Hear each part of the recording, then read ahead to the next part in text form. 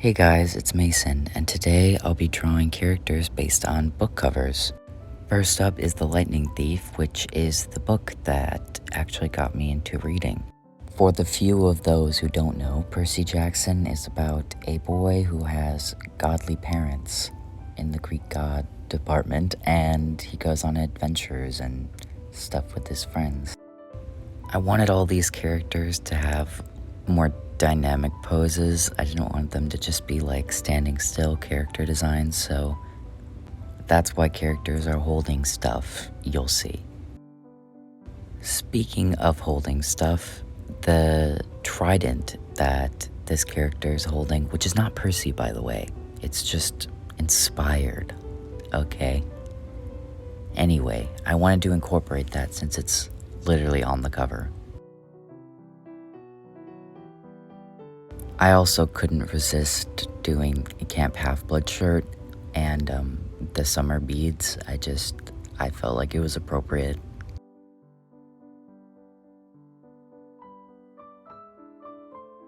So the coloration, the idea that I went for was, if you look at the cover, it's dark and then there's a lot more color in the center and then it fades back into these dark colors at the bottom. So I honestly just used the eyedrop tool and picked colors. So that's why the center of the character, the clothes, is like really bright, whereas the top and bottom of the character are fairly dark. It's kind of hard to see, but on the cover there's a lot of texture of like sort of dots of like splashing from the waves. So I wanted to incorporate that by giving the character freckles and also just kind of using a splatter tool to like do light, like highlights, but in like a splattered, fun kind of way.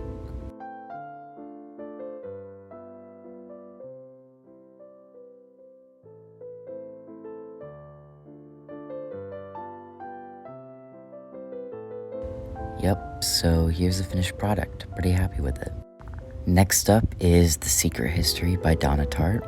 This, if you didn't know, is the spawn of the modern obsession with dark academia.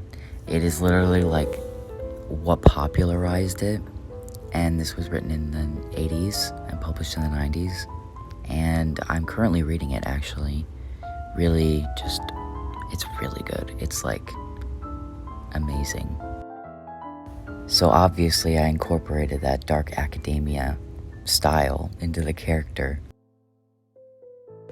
For the uninitiated, The Secret History is about a group of very pretentious college students who are studying Greek in this sort of elitist club, and one of their friends gets kind of murdered.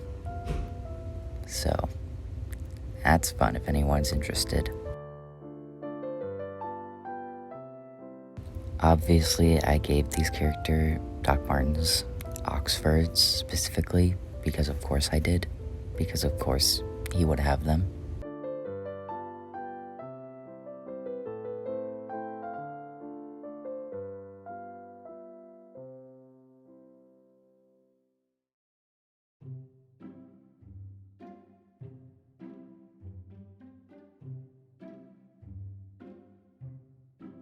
So, here's my pretentious secret history guy. This is one of my favorite books, Les Miserables, and you'll notice that this is like the fancy red copy. This is the one I own, so this is the one I wanted to draw, and also the normal cover that everyone has is just kind of like a boring gray, whereas this is like bright red. And when I think of Les Miserables, I think of bright red because of this cover. It's hard to explain what Les Mis is about. There's like a whole bunch of different plot lines, but essentially it's this guy named Jean Valjean in 19th century France. He stole a loaf of bread for survival and got in prison for it. And there's the guard, the police officer at the prison, Javert, is kind of chasing after him once Jean Valjean broke his parole and is like kind of on the run.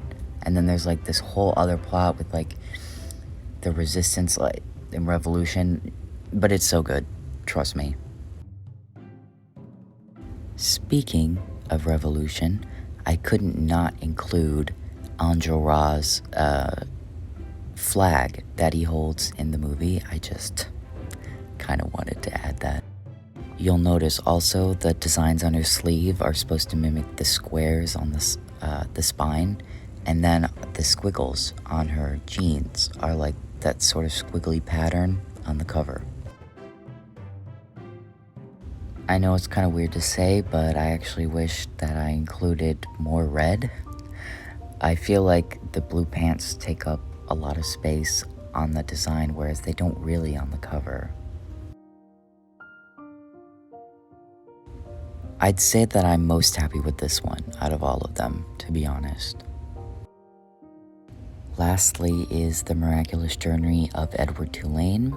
This is one of the first books that I ever read that I was super into. I read it in 4th grade. It's about this porcelain bunny who it's through his life, but he's an inanimate object. So it's like this really interesting story. He's like belongs to a rich family, and then he gets lost, and then I don't know, it's kind of like, honestly, it's a lot like Toy Story, except he can't move and talk when people aren't looking.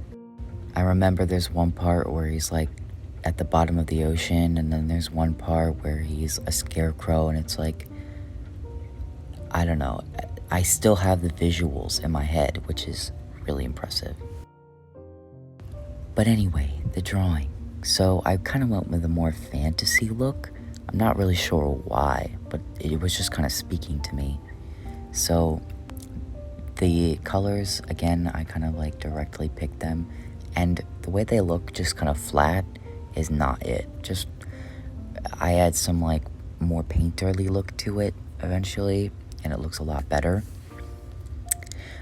But like I wanted to incorporate some of the lighting with a lantern and I don't know, the potions I just kind of thought were fitting. I don't know why. I couldn't resist adding the bunny ears just because, I mean, the whole story is about a bunny. I need to reread this book.